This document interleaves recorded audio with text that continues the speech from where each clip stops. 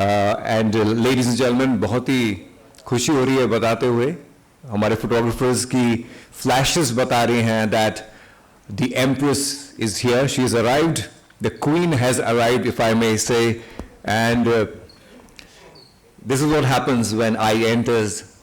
It's not about you, it's not about media, it's not about, we all become just pure fans of Asha Bhosle ji, and Asha ji has just arrived, guys. Please join us, your hands. Such an honor, and she's coming there. What a golden moment is that? She's coming with her granddaughter Zanai Bhosle ke saath mein.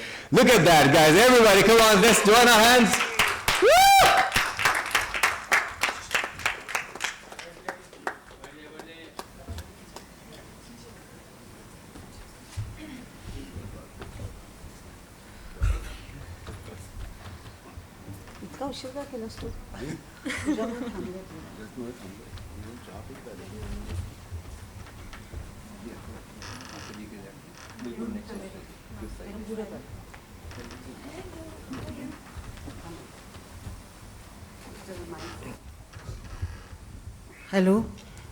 Hello mic चल। हाँ, मैं आपके सबकी पहले माफ़ी मांगती हूँ कि आप लोगों को बहुत बैठना पड़ा है, क्योंकि कोई मलाड से आ रहे थे, कोई लोअर परेल से, सॉरी। हाँ, That's the grace of Asha Dai with us. So once again let me formally welcome all of you. आप सबका बहुत बहुत स्वागत करता हूं मैं। और जैसे कि मैंने आपको पहले भी कहा कि आज हम जिस कॉन्सर्ट के बारे में बातें करने के लिए इकट्ठे हुए हैं वो सिर्फ एक कॉन्सर्ट नहीं है, बल्कि इनफैक्ट मैं आपको बताऊं ये कॉन्सर्ट होने ही नहीं वाला था। अगर आपको एक बैक स्टोरी दूं इस चीज़ की, तो हम सब जब आशा जी को स्टेज पे देखते हैं, you know the rock star, she is cracking jokes and having fun with the audience. मैं आपको एक्चुअली सच्चाई बता दूं, क्योंकि हम सब परिवार के लोग हैं, हम बिल्कुल जानते हैं कि आई घर पे कैसी हैं। आशा जी एक्चुअली बिल्कुल भी फ्लैम्बॉयंट नहीं है, वो बहुत ही शाय हैं, बहुत ही रिजर्व्ड हैं, और वो बिल्कुल पसंद नहीं करती हैं कि यू नो एक कॉन्सर्ट पे जाएं, उनके बर्थडे को सेलिब्रेट करें। तो जब हम सबके सब आनंद जी के साथ, आनंद जी आशा जी के बेटे Nitin Shankar ji has joined us, ladies and gentleman, please welcome Nitin Shankar ji. And right next to I is Vishal. Vishal is from More Entertainment, who's getting this special concert for all of us. Wow. तो जब हम सबके सब आई के पास गए थे पिछले साल, हमने बोला आई आप 90 इयर्स के हो रहे हो, एक कॉन्सर्ट करते हैं, बड़ा सेलिब्रेशन करते हैं। Clap for Asha ji. So that is why I said ये कोई कॉन्सर्ट नहीं है, ये एक्चुअली भारत के मान सम्मान की बात है। पिछली बार जब हमारा आप मिले थे तो आई के बर्थडे पे इस कॉन्सर्ट को लेकर हम दुबई जा रहे थे, और तब आई आपने वादा किया था हम सब से कि यही कॉन्सर्ट आशा एट 90 आप लेकर आएंगी अपनी कर्म भूमि मुंबई में। तो वादा किया है, निभाना पड़ेगा, और वादा निभाते हुए आप आज यहां इस कॉन्सर्ट को लेकर आएंगे। So thank you so much for bringing it to Mumbai. आपके दिल में इस वक्त क्या चल रहा है? आपकी आंखें थोड़ी नम है, क्या चल रहा है आपके दिल में? हम वहीं से शुरुआत करते हैं। 9 मार्च, जियो walled garden BKC, Asha at 90।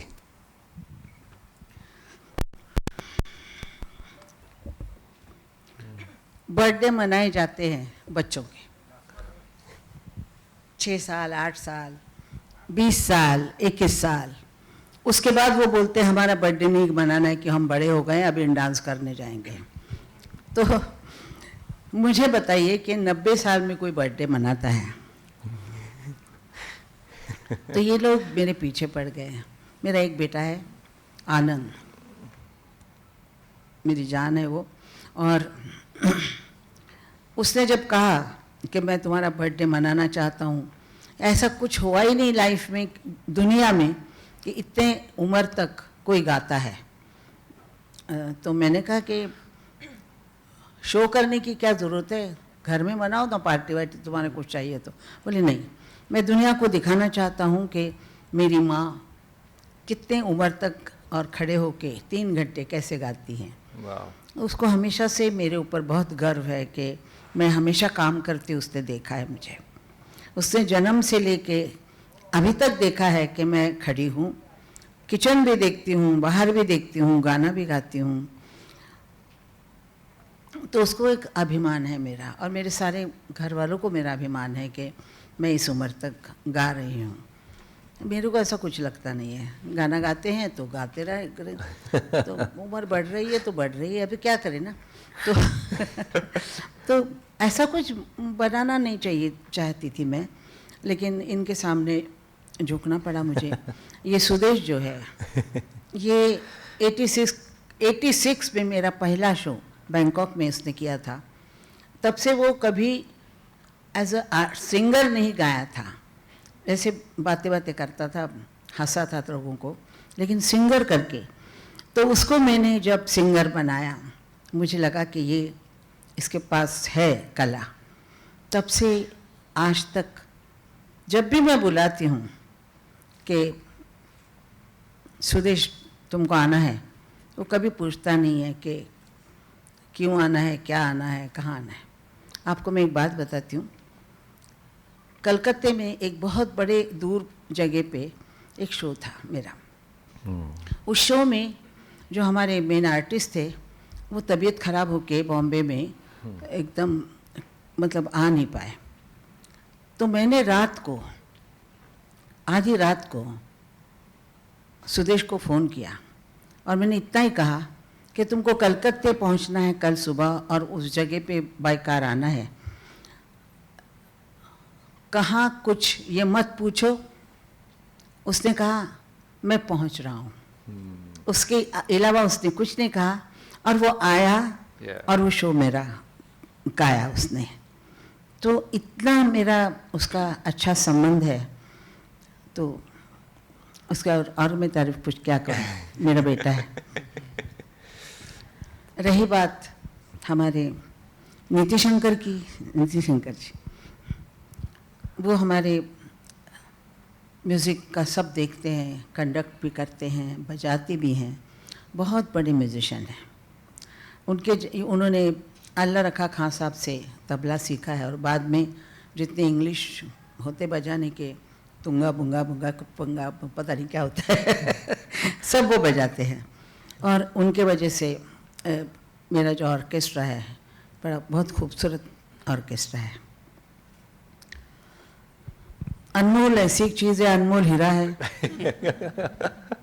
अनमोल से मैं क्या कहूँ, वो जब आता है स्टेज पे तो मुझे एकदम सुकून आ जाता है कि हाँ मुझे सांस लेने की जगह है अभी। अरे और वो इतना अच्छी तरह संभालता है। Thank you.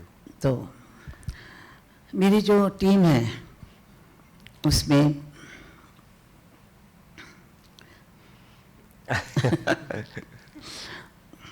अब मैं क्या कहूँ, आप कहेंगे कि ये जो मेरे पास बैठा है इसका नाम विशाल गारगोटे हैं। इन्होंने जो शो किए हैं, बहुत शो किए हैं, बहुत काम करते रहते हैं, बहुत मतलब उनमें ये है कि मैं कुछ ना कुछ करूं, ये जो आदत होती है ना वैसे उनमें है। तो उन्होंने जब मेरे पास आए और मुझे कहा आपका शो मुझे करना है, तो मैंने कहा दुबई आओ, दुबई का शो देखो और सोचो कर सकते हो या नहीं। तो उन्होंने दुबई का शो भी देखा, बहुत बड़ा शो था, बहुत बड़े मतलब क्या बोलूँ, क्या लगा हुआ था, और क्या बोलते स्टेज, बहुत स्टेज बड़ा, और बहुत लोग थे वहाँ पर। तो मैंने बाद में मुझसे मेरे पास आया और कहा कि मैं शो करना चाहता हूँ। मैंने कहा अभी भी तुम्हारी इच्छा है कि ये शो करना है, ये बहुत बड़ा शो है बहुत। तो उन्होंने कहा मैं करूँगा और देखना मैं उससे भी अच्छा करूँगा। वाह, तो क्या बात है। और Yes. मुझे मालूम है कि जो बहुत पैसे वाले होते हैं वो वैसे है नहीं। और मुझे ये बात अच्छी लगी कि इतना बड़ा शो करने के बावजूद वो गरीब बच्चों के लिए उसमें से पैसे देता है। ये चैरिटी शो है। चाइल्ड डेवलपमेंट फाउंडेशन जो है, क्या? चाइल्ड डेवलपमेंट फाउंडेशन जो है उसकी तरफ इसकी एक बहुत बड़ी रकम जो है वो जाएगी। हाँ, बहुत बड़ी रकम उसमें जाएगी। तो देखिए क्या बचेगा। हम बचने वाले बस। बच के रहना रे बाबा, बच के रहना। बच गए। तो मैं आई ये कैसी फीलिंग है कि आप जब स्टेज पे परफॉर्म कर रही होंगी तो आपके बिल्कुल साथ में your beautiful granddaughter Zanai is going to be performing. ये अपने आप में कितना गोल्डन मोमेंट है। अपने बच्चे की तारीफ करना बड़ा मुश्किल होता है।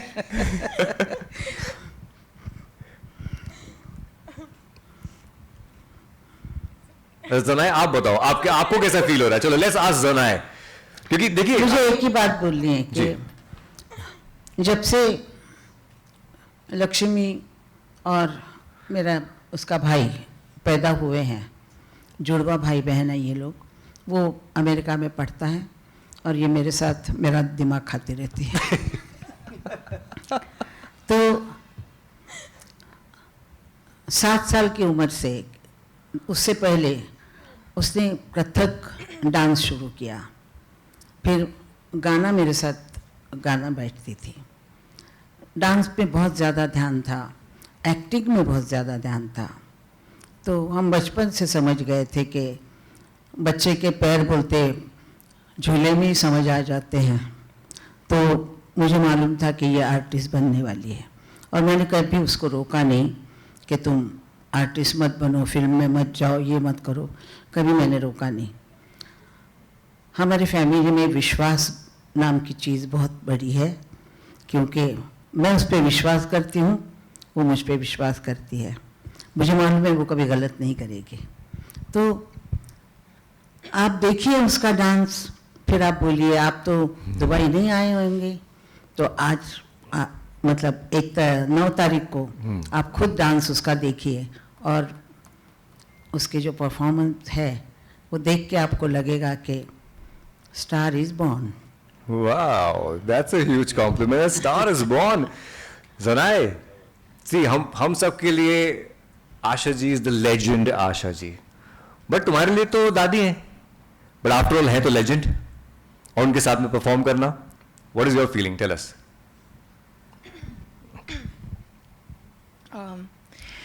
पहले तो यहाँ जो सब लोग आए हैं हमारे लिए नमस्कार, थैंक यू फॉर कमिंग। हमारे दोस्त मीडिया में, हमारे जनरल पब्लिक जो आई है, हमें इतना सारा प्यार देती है। आप मेरी दादी को 90 साल में इतना प्यार दे रहे हो, इसको देख के मेरे आंखों में आंसू आ जाते हैं।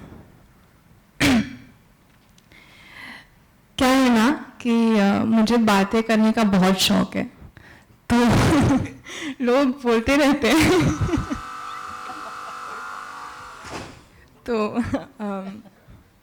मैं बातें करते करते ना ज़्यादा ही भटक जाती हूँ। तो सब मुझसे कहते कि ज़नाए थोड़ा मुद्दे पे आ जा, तो आज मैं सीधा मुद्दे पे आ रही हूँ।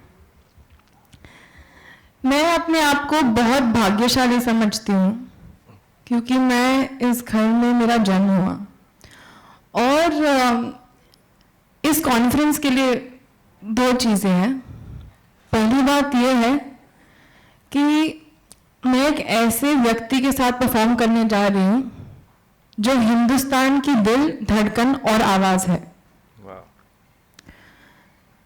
मेरे लिए वो मेरी दादी है, जो जब से मैं बहुत छोटी थी तब से मेरे लिए पूछती थी कि बेटा तू खाने में क्या खाएगी।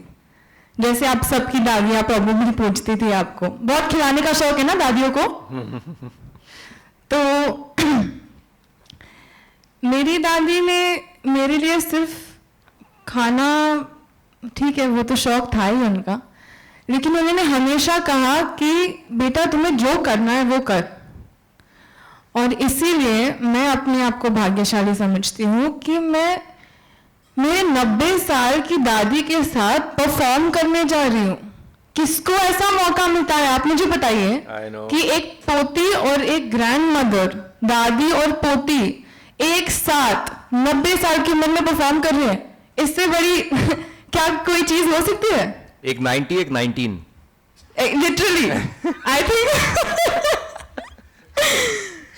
सो मेरे लिए, मैं उनके लिए कर रही हूँ, और हम सब जो यहाँ पे बैठे हैं वो उनके लिए कर रहे हैं, जो भी हम हैं वो आपके लिए हैं। सही बात है, बिल्कुल।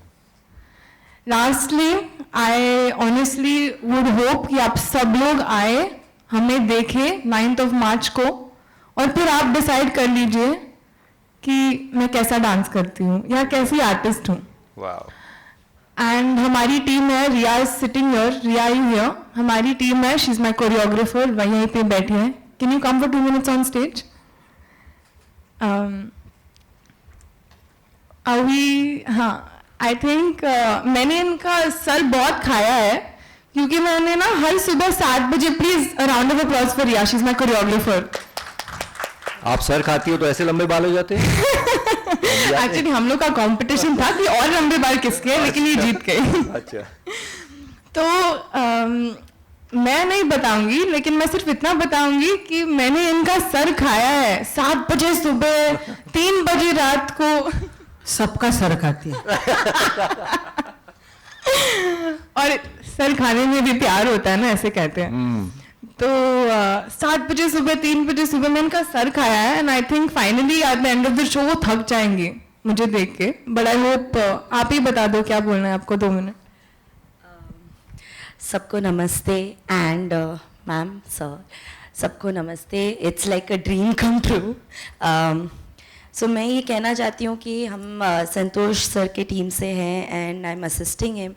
एंड जना जब से मिली है तब से वो रात के 1 बजे हो, 3 बजे हो, सुबह 7 बजे जैसे बोला है, रिया मेरा रिहर्सल कितने बजे है, रिया मुझे ये स्टेप नहीं आ रहा है, शी इज़ रिकॉर्डिंग उसके वीडियोस और मुझे भेज रही है कि मैंने इतना सा थोड़ा चेंज किया, ये चलेगा। तो उसका एक्साइटमेंट देख के एज एन आर्टिस्ट, मतलब बहुत आर्टिस्ट से हम काम किए हैं, बट इतना एक्साइटमेंट, हर एक स्टेप के बारे में डिटेल्स में जाना। एंड हम उस दिन वही डिस्कस कर रहे थे संतोष सर से भी, that she is a star. I mean the way she performs, और हर वक्त फुल आउट देती है। एंड आशा ताई वो तो मतलब आपके बारे में बोलते बोलते थकती नहीं है। हाँ, वो बहुत बात करते हैं, मैं भी बहुत बात करती हूँ। वो शी इज़ लाइक उनका ये है, शी इज़ अ स्टार, उनका ये एंट्री होगा। सो हम महीने से हम हम इस पे वर्क कर रहे हैं, and it's been such a great journey, बहुत मज़ा आ रहा है।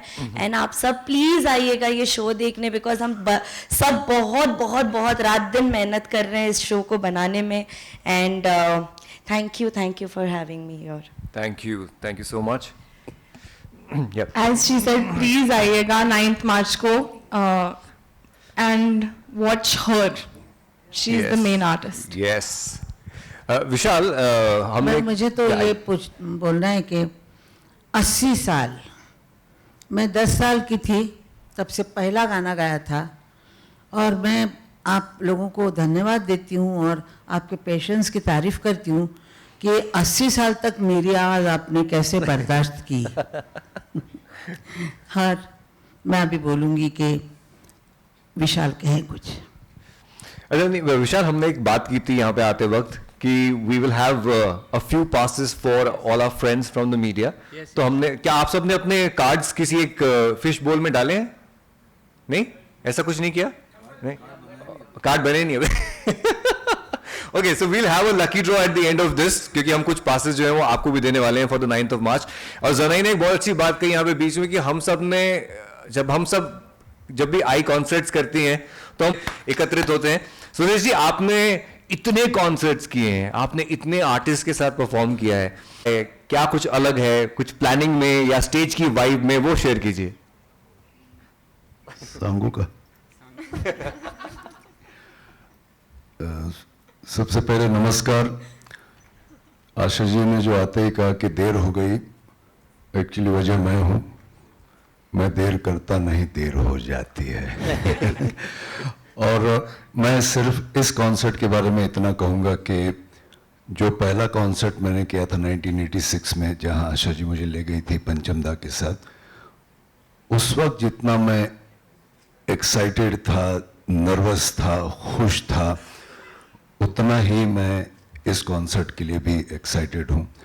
और जैसे अनमोल जी आपने बोला कि आशा जी के साथ क्या डिफरेंस है, आशा जी, सबसे पहली बड़ी बात तो यह है कि आशा जी को यह सवाल मैं हमेशा करता हूँ कि आई तुमच्याकडे एवढे मोठे मोठे क्लासिकल शिकलेले गायक आहेत, तुम्ही मला का नेता? जब मुझे आज भी सारेगामापधनिसा समझ में नहीं आता, तो मुझे सिर्फ देखी और मुस्कुराई, कुछ बोली नहीं। तो मैं आशा जी के बारे में ये बताऊंगा कि पहले जब मैंने स्टेज पे गाना शुरू किया था तो लोग बोलते थे, मेरे ही कुछ सीनियर्स, अरे ये तो मिमिक्री आर्टिस्ट, ये तो कॉमेडियन है, इससे क्यों गवा रहे हो? लेकिन जिस दिन मैंने पहला शो किया आपके साथ, उस दिन से मुझे इंडस्ट्री गायक मानने लगी। वाह, ये बहुत बड़ी चीज़ है मेरे लिए। और आशा जी ने मुझे सामने बैठ के कभी गाना नहीं सिखाया, लेकिन जब भी मैं वहाँ जाता हूँ उनके घर पे, या हम लोग एक एक डेढ़ घंटे फ़ोन पे बात करते हैं, तो उनका एक एक शब्द, एक एक वाक्य जो होता है वो ज़िंदगी भर का लेसन होता है मेरे लिए। वो अपने एक्सपीरियंसेस शेयर करती हैं। और सबसे पहले जब मैं पहला शो किया तो हमको तो आदत नहीं थी, मतलब पैंट शर्ट पहन लिया वही बहुत बड़ी बात थी। तो मैंने नया टी शर्ट खरीद लिया कि आशा भोसले के साथ शो कर रहा हूँ। तो वो आई शो के बाद मुझे बोलती, का है बालकृष्ण सर के कपड़े घातले। और उन्होंने अपनी बहू और उनके भाई को मुझे भेजा ताज होटल में, बर्लिंगटन्स करके एक स्टोर है, उसमें अपने खर्चे से मुझे 2 सूट सिलवाए। बोले आतापासून तू हे कपड़े घालना। शायद उनको याद भी नहीं होगा। और उसके बाद जैसे गाना है, ओ मेरी रानी समझ गया मैं वही पुराना तेरा बहाना, तो मैं अभी आशा भोसले के साथ तेरा बहाना देर से आना, और ये कहना, अरे पागल है क्या, नाच, मेरे हाथ पकड़, मेरा पकड़ हो। और उन्होंने मुझे कॉमेडियन से सिंगर, सिंगर से परफॉर्मर आशा जी ने मुझे बताया। और मी कशी नाचते, मी कशी गाते, ऍक्टिंग कर, काय करतो हे। आणि मुझे कभी कभी उन्होंने नालायक भी बोला है, तो हलकटाइज भी बोला है। मतलब मैं तो कहता हूं ये सबके लिए हमारे इंडस्ट्री में सरस्वती माता है, लेकिन ये मेरी माँ है। क्योंकि मैं आज जो भी मुझे जो इज्जत मिल रही है, मैं एक छोटी सी बात कहूंगा, मैं बेशर्म होके, जब जिस ऑर्केस्ट्रा में उन्होंने मुझे देखा था मेलोडी मेकर्स में, वहां मुझे पर नाइट 60 रुपए मिलते थे हर शो के। आशा जी के साथ शो करते ही, अच्छा मैं अंदर की बात बोलता हूं, शो किया, मेरा रिस्पांस वगैरह बहुत अच्छा मिला, मुझे तालियां बजी, मैंने सुन मेरे बंधु रे गाया, तो पंचम दा दौड़ के आए विंग्स में से, मुझे गले लगा के उनके आंखों से आंसू बह रहे थे। रिस्पांस अच्छा मिला। उसके बाद ये आप लोग सब जान सकते मेरे जज्बात, अगर जो आप मिडिल क्लास होंगे तो जैसे ही मैं मेरी एंट्री खत्म करके आया, आपको भी नहीं मालूम, आनंद भोसले आए, खूब छान केलस, और उन्होंने जरा हाथ दे, मेरे हाथ में एक कुछ तो पुरचुंडी रखी, पुरचुंडी मतलब एक, और मैंने देखा कि इसमें नोट है इसमें, तो मैं सीधा भाग गया बाथरूम गिनने के। अरे जो है वो है, और मैंने गिने ठक ठक ठक ठक, 60 रुपए दिमाग में थे, डायरेक्ट 6000। और वो 6000 के कब 6 लाख हुए और बढ़ गए मालूम नहीं। And credit goes to Asha ji.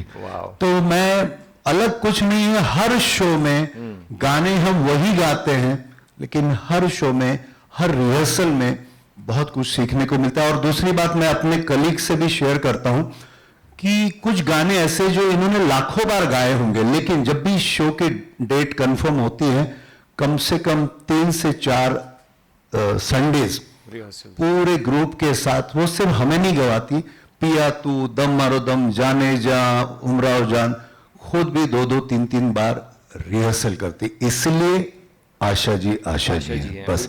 और मैं बहुत कहता हूँ खुशकिस्मत हूँ कि पिछले जन्म में कोई मैंने पुण्य किया होगा कि आशा जी मुझ पे भरोसा करती हैं। Thank you. वाओ, क्या बात, thank you so much Sudesh ji. We have a few. सुबह 4 बजे मुझे तानपुरा सुनाई देता है। देखो रिहर्सल तो ये अंदर की बात है। सुबह 4 बजे। मैंने थोड़ा सा लेट बोला, ये अंदर की बात उन्होंने बताया। 4 बजे से कितनी बार कॉल करो तो तानपुरा चल रहा होता है पीछे कॉल पे। वो तानपुरा चलता रहता है। ये इसके लिए मैं बोल रहा था कि ये ऑक्सीजन है, ऑक्सीजन, ये ऐसा नहीं बजा रहे। बोला कैसी बाबा कहाँ थे, ये मयूर तो बजाए, तेरा लड़का वो मयूर ऐसा नहीं। वो जो दिग्गज लोग होके गए अभी, मतलब इन लोगों ने जो हिस्ट्री क्रिएट की है, वो म्यूजिक जो है इनका, इसी के ऊपर हम लोग कितने म्यूजिशियन इंडिया के इनके गानों पे जी रहे हैं, उनके घर चल रहे हैं। सही बात है, बिल्कुल। रेडियो स्टेशन जैसे आप ऑन कीजिए तो इन्हीं के गाने सुनाई देते हैं, यही लोग जो है उन्हीं के गाने सुनाते हैं। वो म्यूजिक जो है गोल्डन एरा का।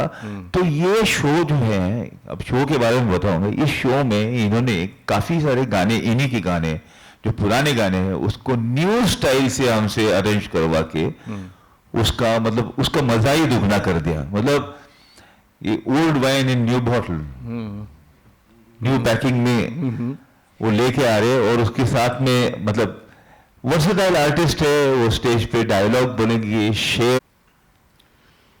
ये जो शो हमने दुबई में किया था, तब मैंने कहा था कि कुछ वजह से दुबई किया। अभी मैंने कहा था कि मैं बम्बई में शो करूंगी, वो मैंने अपना प्रॉमिस कैसा भी करके, बहुत कुछ करके बहुत कुछ करके मैंने अपना प्रॉमिस निभाया है। और मैं अब ये बोलती हूँ कि अगर मेरी ज़िंदगी रही तो मैं महाराष्ट्र में कोल्हापुर, पुणे, नागपुर, इंदौर, जहाँ पर मैं जा सकती हूँ वहाँ के लोगों को जाके मिलूँगी और सब जगह मैं शो करूँगी। तू साथ देगा ना? ये क्या बात है। मैं शो करूँगी। और मेरे शो का नाम क्या है? मैं बिल्कुल उसी पे आने वाला था भाई। यस। वो फिर नहीं आते, मैं भी फिर नहीं आऊँगी। और थोड़े दिन के बाद, कब पता नहीं कब, लेकिन शो का जो नाम है वो आप याद रखिए कि वो फिर नहीं आते। तो आप जब तक जो कोई है उसको देख लीजिएगा, ताकि आप कह सकेंगे कि हमने, अभी आप बोलते कि हमने किशोर को नहीं देखा, किसको नहीं देखा, मंडारे को नहीं देखा, ये करते हैं। तो ऐसा नहीं होना चाहिए। आप कहने चाहिए कि हमने आशा भोसले को देखा था। क्या बात है दोस्त, होठों पे सच्चाई रहती है, जहां दिल में सफाई रहती है। हम उस देश के वासी हैं जिस देश में आशा भोसले रहती हैं। और ये कॉन्सर्ट सिर्फ कॉन्सर्ट नहीं है, देश के मान सम्मान के लिए है। पूरी दुनिया में आप लोग डंका पीटिए कि 90 साल की उम्र में एक आर्टिस्ट जो परफॉर्म किया तो वो हिंदुस्तान की मिट्टी से जन्मी आशा भोसले ही हैं। एक अभी मुझे खबर आई कि जो हमने लकी ड्रॉ आपके लिए अनाउंस किया था उसको कैंसिल कर दिया गया है। सबको पासेस दिए जाएंगे, आप सबके नंबर्स हैं हमारे पास में। You all are going to get the passes for Asha at 90। आप लोग, एवरीबडी इज इनवाइटेड। आप लोग कुछ पूछना चाहेंगे? यस, अब हमारे सवाल आपकी तरफ, बिल्कुल। ऑन आवर राइट, या इधर इधर पीछे पीछे पीछे। अच्छा चैतन्य जी आपके पास आता हूं मैं, नेक्स्ट आता हूं। आता क्या सीनियर सर, बिल्कुल। ये क्या कुर्सी खेल रहे हैं? चैतन्य जी। प्रणाम आशा जी, मैं चैतन्य बोल रहा हूँ। हाँ। आपसे बहुत बार मैं मिल चुका हूँ। जब मैं देख चुकी हूँ आपको बहुत बार। अच्छा, बम्बई का, दुबई और मुंबई, तो वहाँ जो आपने शो किया था उसमें बहुत बढ़िया शोमनशिप था। तो ये जो बॉम्बे में 9 मार्च को हो रहा है, इसमें शोमनशिप के हिसाब से क्या ऑडियंस को देखने मिलेगी और सुनने मिलेगी, वो आप थोड़ा बता सकते हैं? मैं ये कहूँगी कि आपको कहीं जाने का टाइम नहीं मिलेगा। पानी पीने के लिए नहीं मिलेगा। शो जब चालू होगा तो मैं आपको बताती नहीं हूँ, क्योंकि बता दूँगी तो उसका मज़ा चला जाएगा। लेकिन मैं कम से कम 26 गाने गाती हूँ इस एज में।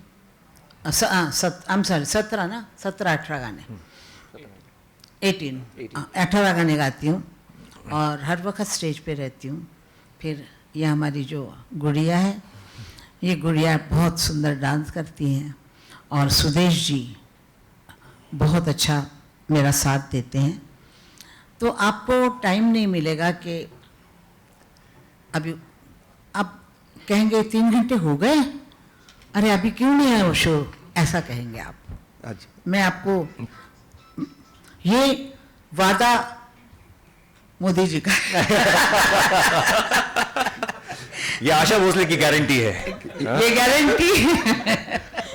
आशा जी, ये आप ही का गाना है, ये वादा रहा, जो फिल्म में आपने इतने बढ़िया गाना है, तो ये वादा रहा हमेशा आपका ये रहता है।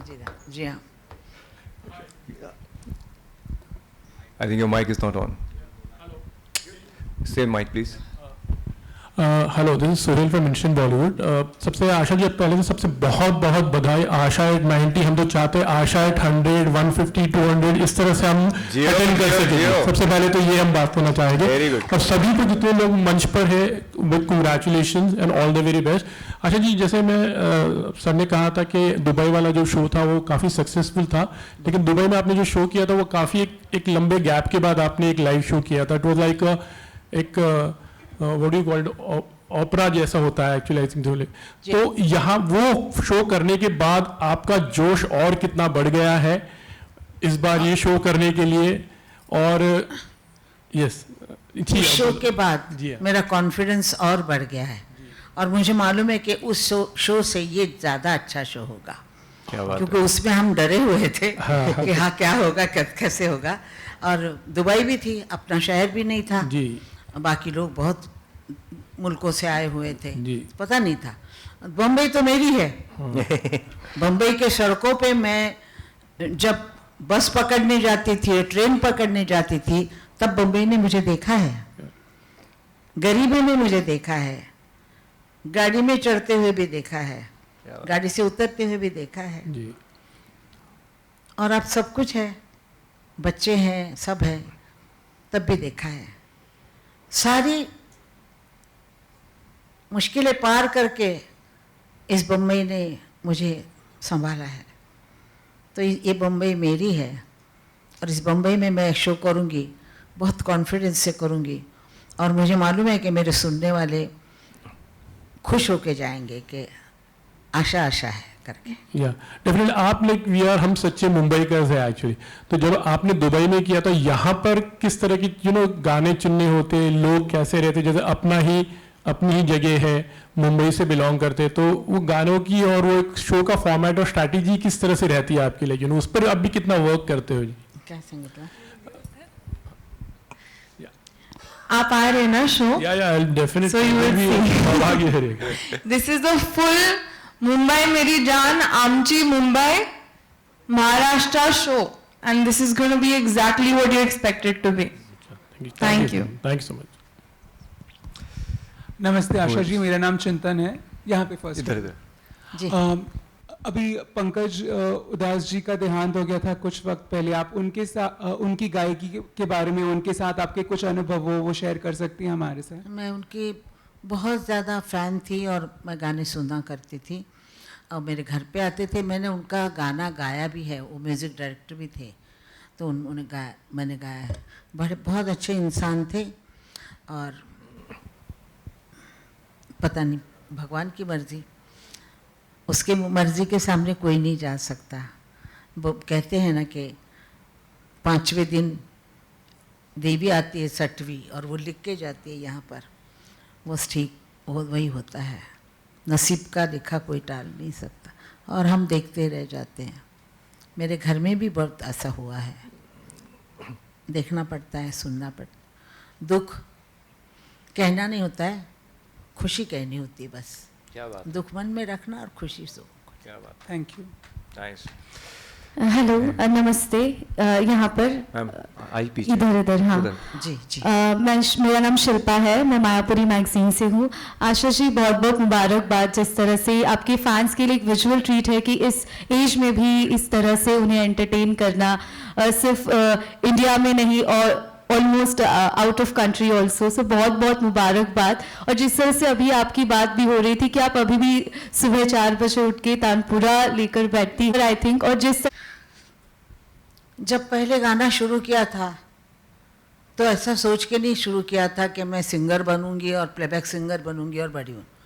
गाना मेरा पैशन है, गाने के सिवा मैं मतलब सुनते रहते लोग और बोलते हैं चुप करो अभी इतना गाती हो, ऐसा होता। तो मैं बचपन से ही गाना गाती थी, फिर उसके बाद परिस्थिति से गाना शुरू किया, गाना शुरू किया, उसके बाद नाम मिला, लोगों ने पहचानना शुरू किया, सब हुआ। काम नहीं भी हो 8 दिन तो मैं गाना बंद नहीं करती हूँ, अपना रियाज चालू रखती हूँ। जब भी नींद खुलती है, 2 बजे रात को खुल जाए नींद, उस वक़्त तानपुरा लगा के बैठ जाती हूँ। कभी 6 बजे बैठती हूँ, कभी किसी वक्त भी मैं गाना छोड़ती नहीं हूँ। इसीलिए आवाज़ जगह पे है, और आवाज़ को संभालना अपने शरीर को जैसा हम संभालते हैं। अगर हम बैठ जाए तो इतने फूल जाते हैं, अगर हम वर्जिश करें तो पतले रहते हैं। तो इसी तरह आवाज़ भी, अपने आवाज़ हाथ में होती है तब जब रियाज करते हैं। और इसलिए नहीं रियाज करते कि हमको सुनाना ही है, मुझे मज़ा आता है, मुझे सुर लगा, अच्छा लगा, वो खुद को मज़ा आता है। सब चीज़ भूल जाते हैं हम लोग, दुख दर्द कुछ नहीं, खाली मज़ा आता है सुर का। नमस्कार, निलिमा कुलकर्णी हिअर. आशाताई इकडे समोर. Nilima Kulkarni from free press journal. आशाताई, तुमच्यासाठी आमच्या सर्वांचा आधी सलाम आणि तुम्हाला खरंच हॅट्स ऑफ, कारण तुम्ही या वयात हे करताय. आमच्यासाठी ही ट्रीट आहे आणि ही खूप मोठी मेजवानी आहे. अब बस यही पूछना चाहेंगे कि यादों का सिलसिला थोड़ा और जारी रहे. पंचम दास के साथ की एक लाइव कॉन्सर्ट की एक गोल्डन मेमोरी आप प्लीज हमारे साथ शेयर करें आज.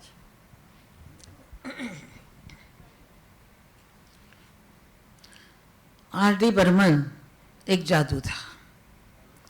जादू जैसा पैदा होता है ना, वो किसी के हाथ नहीं आता है, वैसा वो किसी के हाथ नहीं आता था. वो सिर्फ सिंगर ही था, म्यूजिक डायरेक्टर था, और उसकी दुनिया, जैसे मैं आपको बोलूँ कि ये हीरा मैंने पहना है, ऐसा हीरा उसको मैंने लेके दिया.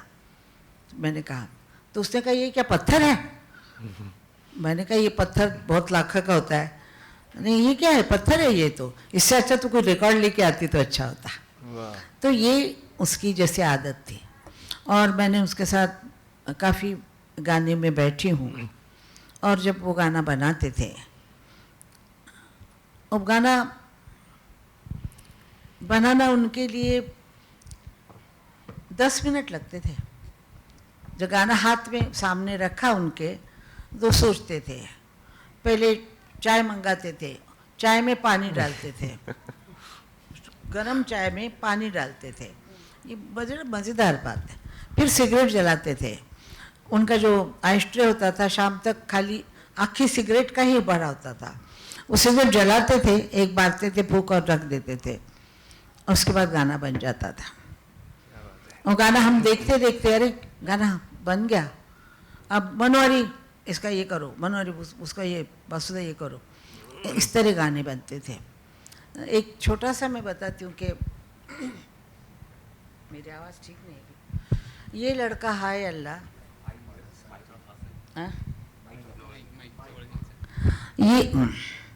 ये लड़का हाय अल्लाह कैसा है दीवाना, कितना मुश्किल है तौबा इसको समझाना, कि धीरे धीरे दिल बेकरार होता है, होते होते होते प्यार होता है. हाँ ये लड़का. इस गाने में अंतरे में एक जगह थी, वो देख रहे थे कि मैं क्या रिएक्ट करती हूँ. हाँ, मैं क्या रिएक्ट करती हूँ. डा डा डा डा डा डा डा डा डा ना ना ना ना ना डा डा डा डा डा डा डा डा डा डा डा डा डा. ये पहली लाइन हुई. दूसरी बार उसने रिपीट किया और मुझे देखा. डा डा डा डा डा डा डा डा डा डा डी डा डा डा डी डा डा डा डा डा डा डा डा डा डा डा. ऐसे बोलती मैं, हाँ ऐसा करके बोले, यही चाहता था मैं. ऐसा तू कर रही, ऐसे पब्लिक करेगी. तो ऐसे म्यूजिक डायरेक्टर, बहुत सारे म्यूजिक डायरेक्टर साथ मैंने काम किया, नौशाद साहब से लेके सबके साथ. और ये म्यूजिक डायरेक्टर थोड़े अलग थे, अलग म्यूजिक डायरेक्टर थे. गाने के सिवा उनको और कोई बात सोचती नहीं. अगर मैं उनसे कहती, अरे बाप रे ये फलाना का ढिमका हो गया, अमका का टमका, छोड़ो ना ये बातें यार, क्या बात करते हो तुम, दूसरों की बातें क्यों करता, गाने की बात करना, तू क्या गा रही है। तो ये होता था। वो गाना उनका था ना, कुछ तो लोग कहेंगे, लोगों का काम कहना, छोड़ भी दो बेकार की बातों को, कहीं बीत न जाए रहना, कुछ तो लोग कहेंगे। आपने मुझसे ये सवाल पूछा, गवाया कि मैं गा सकती हूँ कि नहीं, ये आपको देखना चाहती थी। बिल्कुल नहीं, बिल्कुल नहीं, हम ब्लेस्ड है, we are blessed. Thank you so much Asha ji. Generally ऐसा कोई कॉन्सर्ट होता है तो ग्राउंड या इवेंट जहाँ पे हो रहा होता है 2 दिन के आप लिए। ये लोग तो समझ गए होंगे, लोग उड़ाते हैं कि आशा आके 5 गाने गाएगी, बैठी रहेगी और कोई दूसरा गाना गाएगा उसका, तो ये नहीं है। आपको मैंने सुना दिया, वैसे ही मैं गाऊंगी। आशा at 19, I will say something because हम लोग सब म्यूजिक से ही हैं और हम एक फैमिली की तरह हैं। हम सब जानते हैं कि ऐसे कितने सिंगर्स हैं जो +1 पे परफॉर्म करते हैं, जो -1 पे परफॉर्म करते हैं। आशा जी के कॉन्सर्ट पे कोई भी singer, not just Asha ji तो ऑफ कोर्स कोई भी सिंगर, कोई भी इंसान, कोई +1 -1 कुछ नहीं, सब लाइव होता है। गलती हुई लाइव होगी, जो भी चाहेंगे लाइव होगा, कुछ नहीं है। 90 बॉस विशाल, जनरली कोई ऐसी जगह कोई कॉन्सर्ट होता है तो लोग 2 दिन बुक करते हैं। तुमने जियो गार्डन 5 दिन के लिए ब्लॉक करवा दिया, क्यों भैया, क्या मतलब, क्यों कर रहे हो ऐसा? मतलब तुम चाहते नहीं वहां पे 5 दिन तक पे आ गए। हम जानना चाहेंगे विशाल से, विशाल तुम्हारी तैयारी क्या चल रही है, बताइए। सब सरप्राइज है। Okay, any more questions from the media? Then we can shift on to Sohail. Asha ji, आपने तो हजारों गाने, बहुत सारे गाने गाए और बहुत सी लैंग्वेजेस में गाए। जैसे मैं अभी कहता हूँ कि आशा है 19 बिकॉज अगर आपको सिर्फ कोई सुने ना तो ऐसे लगेगा कि ये कोई लड़की गा रही है एक्चुअली, इस तरह I really mean it by heart. तो कोई ऐसी अभी तमन्ना है कि गानों में, संगीत में कुछ ये चीजें करनी तो बहुत होगी शायद, बिकॉज एक artist is always greedy, I feel so. उसको हमेशा तमन्ना रहती है कि ये भी करना है, ये भी करना है, लेकिन अभी कुछ ऐसा कुछ करना चाहो जो तमन्ना रख रहे हो अभी हाल ही फिलहाल में? मुझे लगता है मैंने 80 साल में, मेरे 60 साल के एज तक मैंने 11,000 गाने गाए थे। उसके बाद रंगीला फिल्म आई, उसके बाद फिर से शुरू हो गया, ताज में वगैरह से, और तमिल, तेलुगु, मलयालम सब मैंने गाए, गुजराती, पंजाबी, जितनी ज़बानें रिकॉर्ड बनती थी वो सब मैंने गाया, इंग्लिश भी गाया इंग्लिश भी गाया। लेकिन जितना मैंने स्टाइल दे सकती हूँ वो मैंने दिया, जितनी आवाज़ काम कर सकती है और जितनी मेरी करती थी काम, वो मैंने, ऐसा कोई भी सिंगर उस वक़्त नहीं था जो मेरा गाना गाए। मेरा गाना नहीं कोई गा सकता था। आज शायद मशीन से भी हो सकता है, मशीन से आवाज़ें भी आ सकती हैं, सब कुछ है, लेकिन उस वक़्त हम लाइव गाते थे, 100 म्यूजिशियन के साथ गाते थे, 60-70 म्यूजिशियन के साथ। आज कोई, उस वक़्त मैंने जो किया है ऐसा कुछ करके बताए गाते गाते, और मैंने बहुत कुछ गाया, ये भी गाया, वो हर चीज़ क्लासिकल गाया, झूठे नैना बोले सांची बत्तियाँ, ये भी गाया है। तो हमारा क्लासिकल बेस है, बेस क्लासिकल होने की वजह से आवाज़ बहुत अच्छी चलती थी और चल रही है, और मैंने सब गाने गा के मतलब दिए हैं लोगों को। अभी मैं चाहती हूँ कि फिर से, होगा कि नहीं मालूम नहीं, फिर से कुछ अच्छा म्यूज़िक आए, अच्छा म्यूज़िक आए और लोगों को वो पसंद आए, क्योंकि आजकल यंगस्टर सीधा सीधा चाहते हैं। हम लोग मुश्किल गाने गाते थे, सीधा सीधा है, तो सीधा सीधा ही चल रहा है अभी। मेरा ख्याल है हर वक्त साइकिल चलती है ना, एक साइकिल थी हमारी, अब ये थोड़ी साइकिल चलेगी फिर आएगी साइकिल। देखिए मद्रास शुरू करेगा ये साइकिल को। मद्रास में बहुत अच्छे गाने बनते हैं, जो क्या वो अल्लारी गाना क्या है वो, चुपे बंगारमयने श्रीवल्ली नाटू माणिक्यमयने, चले ना सुर ये जैसा गाना बना, इतना सुंदर गाना है, तो मुझे लगता है कि ये गाना मतलब ऐसे गाने वापस आएंगे और म्यूजिक हम होंगे कि नहीं होंगे पर म्यूजिक आएगा सर। हम तो जरूर आएगा। जरूर रहोगे सर। हमारी जैसे दुआ है और प्रार्थना है ऊपर वाले से कि बहुत सारे आशा जी के गाने और बहुत सारे सुनने हैं जी। जहाँ गानों की बात चली है, मुझे एक बात बताना यहाँ जरूरी समझता हूँ मैं। फोटोजेनिक है आपका स्क्रीन प्रेजेंस वीडियोस में वगैरह, तो आपकी क्या ये ख्वाहिश रही है कि आप screen as a lead actress और आशा आई का प्लेबैक आपके ऊपर लिप सिंक हो?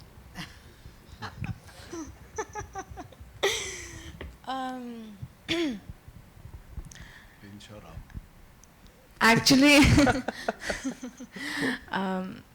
आपने जो भी कहा, I don't know, may be आपने मेरा माइंड रीड कर लिया, लेकिन मुझे बचपन से एक ख्वाहिश है कि मुझे इनका प्लेबैक चाहिए। कुछ भी करके मुझे इनका प्लेबैक चाहिए। मैंने उनको प्रॉमिस करवाया है कि जब तक वो मिलता नहीं तब तक वो कहीं नहीं जा सकती। तो मिलेगा आपको, मुझे भी मिलेगा और हम सब खुश होंगे। Thank you. Thank you so much. Ji. We would also like to once again thank HSBC, who they are our title sponsors for Asha at 90. Yeah, okay, yeah, please. नमस्कार आशाजी, मी श्रुती कदम लोकसत्तामधून आली आहे। मला तुम्हाला असं विचारायचं आहे की सध्या आशा 19 वो फिर नहीं आती हा शेवटचा कॉन्सर्ट आशाताईंचा असणार आहे अशा अफवा आहेत, तर प्लीज आम्हाला सांगा की असं नाही आहे। आणि माझी एक छोटीशी विनंती है। आप कितने साल की हैं आप? 22 आप 31 तक मेरा गाना सुनेंगे। प्लस आणि एक छोटीशी विनंती, 31 तक मैं प्रोग्राम करती रहूंगी सब शहरों में। नक्की। आणि माझी एक छोटीशी विनंती आहे, मी 2004 पासून रोज सकाळी उठल्यावर केव्हा तरी पहाटेने माझी सुरुवात करते, तर मला त्याच्या 2 ओळी ऐकायला मिळाल्या तर खूप आवडेल।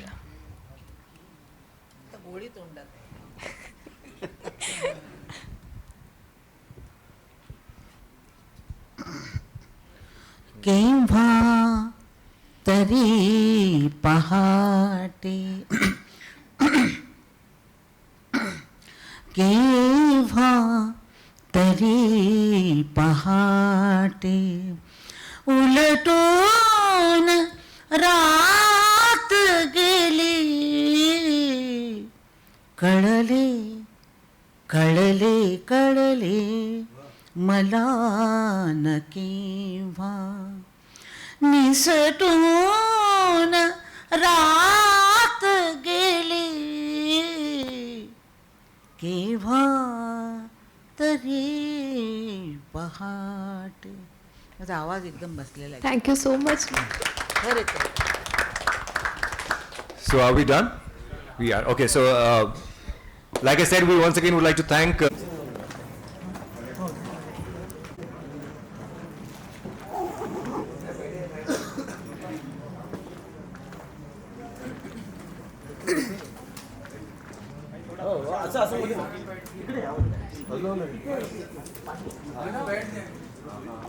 भाई बैठ जाओ भाई। हाँ 2 मिनट को।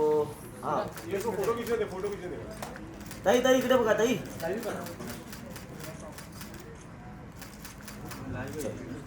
Power of Asha at 90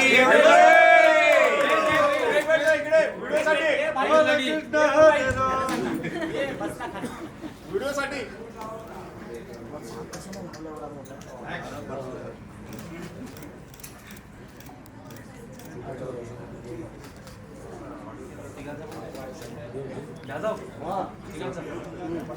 दोघांचा एक फोटो ताई तुमचा दोघांचा अरे हा घे घे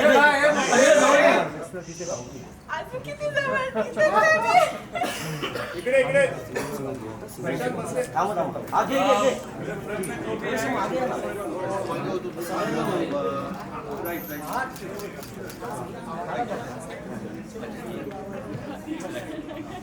ताई ताई ते सिंगल फोटो ताई तुमचा सिंगल फोटो हा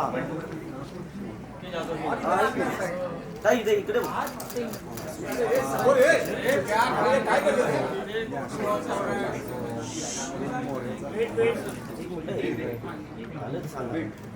हे झालं काय जिने एक सिंगल फोटो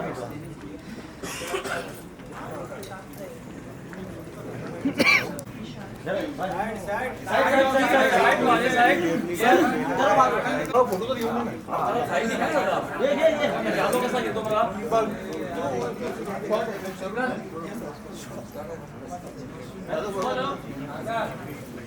झालं काय सर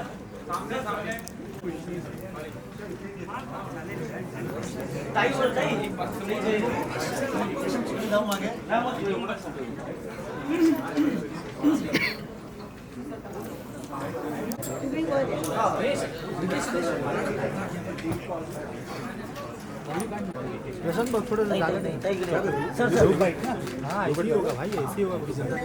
गाती है या प्लेबैक करती है तो वही अंदाज हमें सुनाई देता है जो पहले का था। वो क्या बात है जो आपके इस सफ़र को, गायकी के सफ़र को एक ताकत देता है? क्योंकि गाने से प्यार है। गाना सिर्फ बिजनेस के लिए नहीं है। जो चीज़ से प्यार है वो कभी नहीं छोड़ता इंसान। वैसे मैं कभी नहीं छोड़ती हूँ, गाना गाऊँ चाहे नहीं गाऊँ, रियाज तो करती हूँ। तो रियाज करने से आवाज़ रहता है, मेरा दिमाग ठीक रहता है और मुझे ऐसा लगता है कि संगीत बहुत बड़ी चीज़ है, बहुत बड़ी कला है। पहली कला संगीत है, वोकल उसको पहला नंबर दिया है, वो हमें भगवान ने दिया है, तो उसको हम क्यों ना संभालें। 7 दशक से भी ज़्यादा बहुत बड़ा बदलाव है, सारी दुनिया में ही बदलाव है, सिर्फ संगीत में नहीं है। तो मैं आदी हूँ इसकी, मैं जैसे वक्त बदलता है मैं खुद बदलती हूँ। और जो संगीत उस वक़्त था वो आज नहीं है। वहाँ जब उस वक़्त जो बोल थे, जो लिखा जाता था गाना, जैसे जो आर्टिस्ट थे, लेखक थे, मतलब वो इतने अच्छे गाने लिखते थे, म्यूज़िक डायरेक्टर ट्यूनें अच्छी बनाते, म्यूजिशियंस बहुत अच्छा बजाते थे, सिंगर्स अपनी तरफ से बहुत अच्छी आवाज़ जो होती थी वो गाने को सजाते थे। हम लोग का काम है गाने को सजाना। जो गाना आप म्यूज़िक डायरेक्टर सुनते हैं वो सीधा होता है और जब हम गाते हैं तो अलग होता है। तो हमारा काम ये है। तो इसमें अभी जो है वो काफ़ी बदलाव आया है। गाने रीमिक्स हो रहे हैं, रीमिक्स करके उसका ज़रा मतलब कुछ अजबी हो जाता है, खिचड़ी हो जाती है। तो बच्चों को पसंद है, ठीक है। बच्चों को आजकल मुझे ऐसा लगता है कि सीधी चीज़ हो, जल्दी नाम हो और जल्दी पैसा मिले, ये चीज़ लोगों में जो आई है, इसलिए कोई मेहनत नहीं करता। गाने के ऊपर, डांस के ऊपर मेहनत होती है, जो कला होती है उसको मेहनत करनी पड़ती है। 3 घंटे कम से कम आपको रियाज़ करना चाहिए, जो कोई करता नहीं है। तो गाना ठीक नहीं होता है, फिर नाम चले जाते हैं, फिर गड़बड़ हो जाती है सभी चीज़। आपका एसोसिएशन भी आशा ताई के साथ काफ़ी लंबा रहा है। वैसे तो आशा ताई की गायकी के बारे में क्या ही कह सकते हैं, लेकिन आप अपने एसोसिएशन को कैसे देखते हैं और इस कार्यक्रम के बारे में क्या बताना चाहते हैं? मेरे पास शब्द नहीं है, मैं इनके साथ बैठा हूँ, ये बहुत बड़ी, बस ऊपर देख के सिर्फ थैंक यू बोलता हूँ और कुछ नहीं। और जब भी जैसे आशा जी ने कहा, आशा जी का जहाँ भी नाम होगा स्टेज, तो मैं अपने आप खींचा हुआ चला आता हूँ। वो बुलाए न बुलाए मुझे, और मैं हर वक्त उनके साथ ही रहूँगा। जैसे आपने कहा ना कि हमारी उम्र आपको लग जाए, आप उनको सिर्फ सुनेंगे, लेकिन मैं उनको जब तक आशा जी मैं उनके साथ हर शो में रहूँगा ज़बरदस्ती। तो बस बहुत बहुत सीखा है और कुछ नहीं, और अभी भी सीख रहा हूँ हर दिन। Asha ji, age is just a number, तो मतलब कि इतनी उम्र में भी आप गाना गा रही हैं, तो कुछ उसके लिए स्पेशल कुछ रियाज या कुछ ऐसा कुछ सोचिए आपने, मतलब कि कर रही हैं आपकी? क्लासिकल का पहला रियाज होता है, इंडियन क्लासिकल का पहला रियाज होता है, सारे गमा पधा निसा, वो पहले रियाज होता है, उसमें रागदारी होती है, उसका रियाज होता है। फिर जब हमको फॉरेनर के कुछ स्टाइल के गाने होते हैं तो उसमें आवाज़ अलग करनी पड़ती है, अलग करनी पड़ती है। तो जैसे गाते लो ला ला ला ला ला ला, ऐसे हमारी स्टाइल नहीं है, तो ये उनकी स्टाइल को हमको लेना पड़ता है। और मैं ऐसे ही करती थी कि इसका ये गाना अच्छा है, इसका ये गाना, ये आवाज़ ऐसी लगानी चाहिए, तभी वो गाने अच्छे बनते थे। और मैं इस तरह क्लासिकल में अपना बिल्कुल लगाती हूँ ढंग, और जो मॉडर्न गाने होते हैं उसमें अलग अलग करते हैं। एक सवाल है कि आप जब संगीत करती थी और जब गाती थी आपकी स्टेज पर, तो जिस समय आप गाते गाते जो आपके दिल से निकलता था, कई गाली भी जो निकल जाते थे, उस समय आप बहुत रिदम में भी, म्यूजिक में भी झूम जाते थे, तो ये चीज़ कैसे आपके अंदर आ जाता है उस समय? वो चीज़ गाना सुनते हम लगता है कि गाने में कुछ करना चाहिए, म्यूज़िक डायरेक्टर ने नहीं कहा होता है, लेकिन हम लोग रिकॉर्डिंग में वो बात कह जाते हैं। तो अपने आप वो जिसको मतलब सोच होती है, एक होता है गाने की सोच होती है कि मैं क्या गाऊंगा,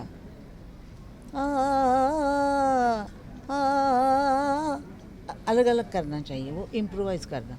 तो इम्प्रोवाइज़ करना गाने में बहुत अच्छा होता है, तो कभी भी ऐसा करते हैं हम लोग। स्टेज पर पहले से जाने से पहले आप प्रैक्टिस करके जाती हैं या वाकई पहले उस समय आपका प्रैक्टिस तो म्यूज़िक डायरेक्टर के गाने की करते हैं, लेकिन जब माइक पे जाते हैं तो हम अपना अपना कर देते हैं उसको, उस वक्त कुछ ना कुछ। और सामने कोई आर्टिस्ट हो बड़ा गाने वाला तो और भी मज़ा आता है, फिर वो भी कुछ कहते थे और हम भी कुछ कह रहे हैं, तो गाना अलग ही हो जाता था। अच्छा, तो एक आखिरी सवाल, इतने सारे गायकों के साथ आपने गाना गाया, किशोर दा के साथ आपकी जोड़ी बहुत अच्छी थी, रफी साहब के साथ गाया, आपके फेवरेट सिंगर की बात अगर मैं करूँ तो कौन होगा? जब क्लासिकल गाना गाते थे तो मन्ना दा, जो कभी पंजाबी स्टाइल का गाना तो रफ़ी साहब, लेकिन सारे गाने में रफ़ी अपने किशोर दा जो है वो अव्वल थे। तो मुझे उनके साथ बहुत अच्छा लगता था, क्योंकि एक तो हंसाते रहते थे, मजाक करते रहते थे, फिर गाते भी अच्छा थे, और दूसरे को नर्वस भी नहीं करते थे। हम लोग नर्वस नहीं होता उनके साथ। तो ये बड़ी बात होती है कि एक आर्टिस्ट दूसरे आर्टिस्ट को नर्वस कर दे तो गाना ख़राब हो जाता है, तो वो कभी नहीं ऐसा करते थे।